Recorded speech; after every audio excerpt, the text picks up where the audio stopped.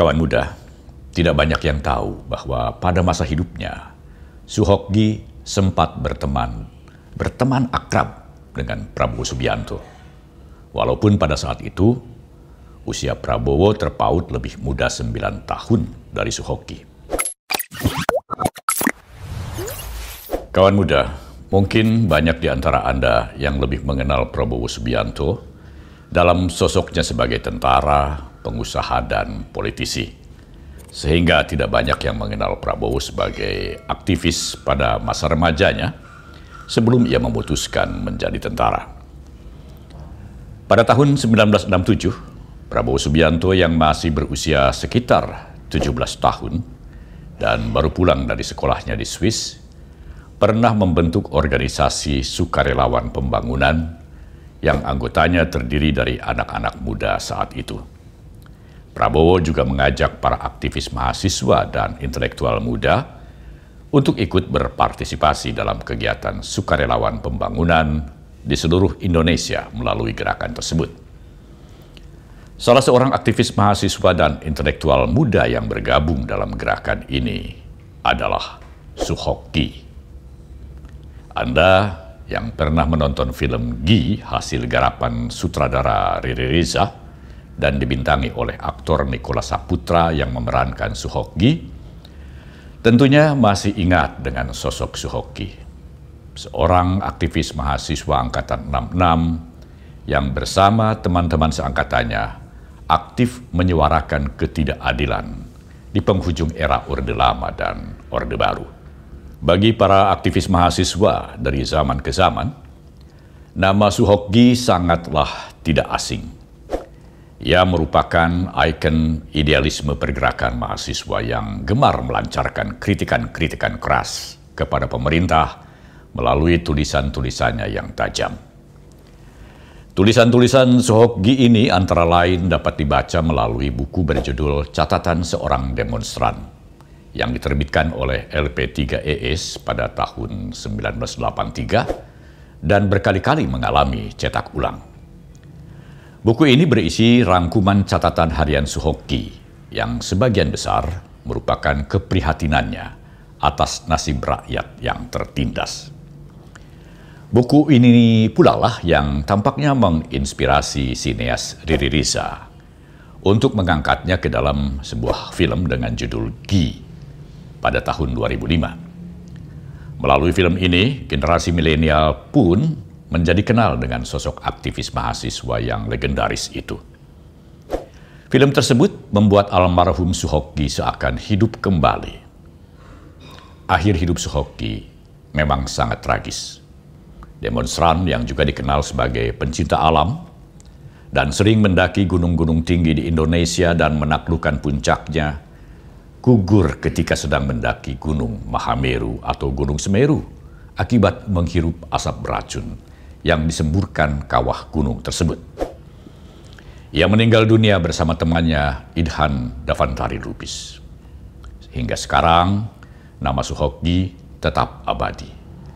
Orang akan selalu ingat Suhokgi setiap kali berbicara tentang sejarah pergerakan mahasiswa di Indonesia. Namun, kawan muda, tidak banyak yang tahu bahwa pada masa hidupnya, Suhokgi sempat berteman akrab dengan Prabowo Subianto. Walaupun pada saat itu, usia Prabowo terpaut lebih muda 9 tahun dari Suhokgi. Tetapi jarak usia tidak menghalangi persahabatan mereka. Bahkan, Prabowo lah yang meminjamkan sepatunya kepada Suhokgi menjelang ekspedisi pendakiannya ke Gunung Semeru. Sepatu yang terus dipakai Suhokgi hingga meninggal dunia di gunung tersebut. Dalam foto tempo dulu yang masih tersimpan hingga kini, Prabowo muda tampak meletakkan karangan bunga di atas makam Suhokgi. Di belakang Prabowo terlihat ayahnya Sumitro Joyohadikusumo. Sedangkan jenazah Suhokgi atas permintaan keluarganya akhirnya dikremasi.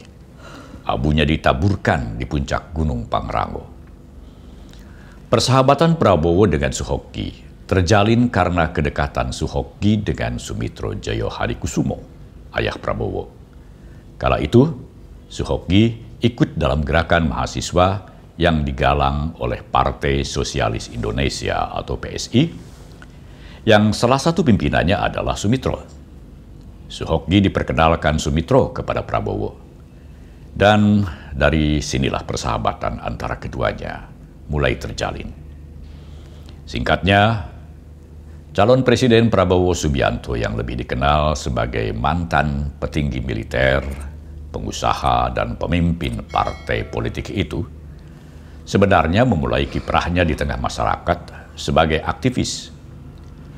Pengalamannya sebagai aktivis itulah yang membuat Prabowo sangat mudah bergaul dan berkomunikasi dengan para aktivis dan kaum muda pada umumnya hingga sekarang. Itu pula mungkin yang menyebabkan sejumlah aktivis mahasiswa 98 menyatakan diri bergabung ke dalam kubu Prabowo Gibran. Salah seorang di antaranya adalah Budiman Sujatmiko yang memutuskan bergabung ke kubu Prabowo Gibran setelah membaca buku Paradoks Indonesia yang ditulis Prabowo. Melalui buku Paradoks Indonesia yang dibacanya itu, Budiman merasa dirinya dan Prabowo memiliki cita-cita yang sama, yaitu mengangkat nasib rakyat kecil menjadi rakyat yang lebih bermartabat, sehingga terwujud kesejahteraan bagi seluruh bangsa, dan Indonesia pun menjadi negara yang adil dan makmur. Budiman, yang kemudian menjadi anggota Dewan Pakar Tim Kampanye Nasional atau TKN Prabowo Gibran, menyatakan bahwa hanya pasangan calon Capres-Cawapres nomor urut 2 lah yang memiliki kedekatan dengan anak muda dan bisa mewakili anak muda karena ada Gibran dalam pasangan tersebut.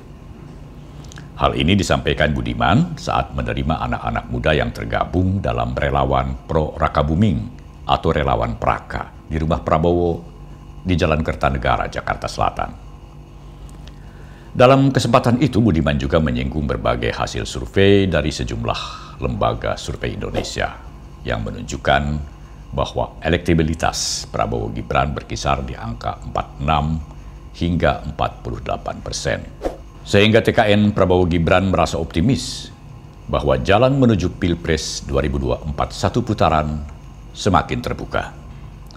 Namun Budiman pun berharap angka-angka elektabilitas itu lebih disikapi sebagai penyemangat dan tidak menjadi sebuah keterlenaan. Kita kembali pada pergaulan Prabowo dengan para aktivis mahasiswa dan para intelektual muda pada masa remajanya. Pergaulannya dengan kalangan tersebut sedikit banyak ikut membentuk Prabowo menjadi seorang intelektual. Intelektual yang berjiwa prajurit atau prajurit yang memiliki intelektualisme tinggi.